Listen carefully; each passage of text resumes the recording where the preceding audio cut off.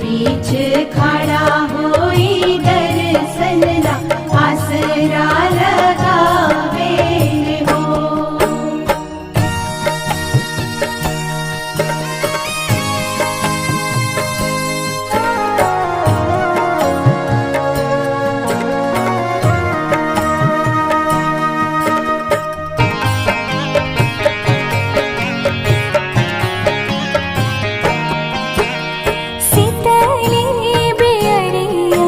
शीतल तुझे पनिया कब देव देवता तू आके दर्शनिया।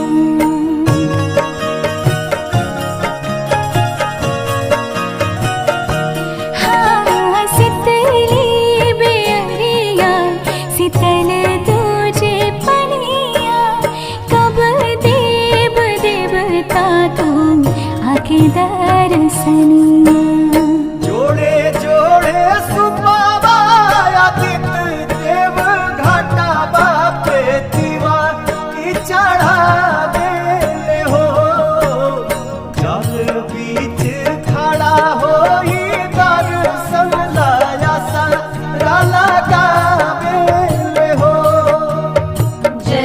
बीच खड़ा होई दर्शन ला आसरा लगावे हो।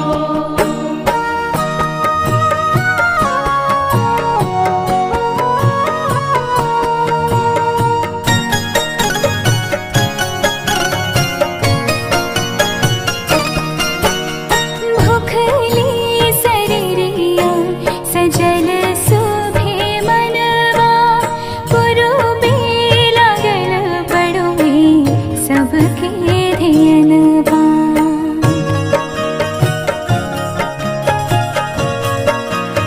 हाँ भूखली शरीरिया सजल सुभे मनवा पुरुबे लागल बड़ुए सबके ध्यानवा।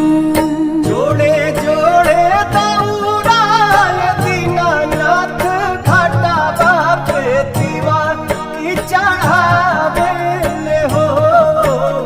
जल बीच खड़ा होई दर्शन ला आसरा लगावे हो।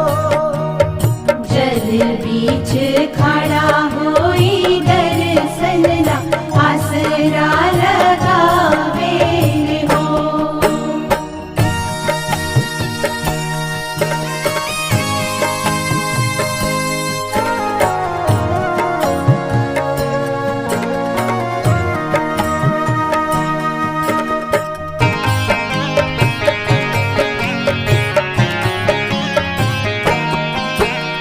विनया बिहारी लिखले माई के भजनवा गवेली पलक बेटी धई के ध्यानवा।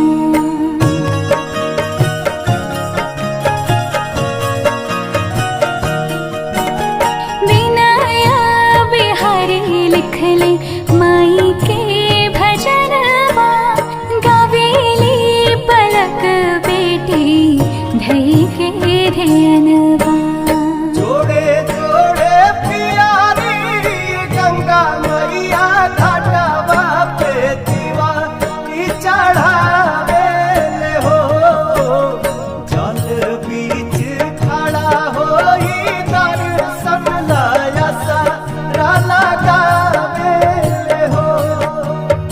जल बीच खड़ा हो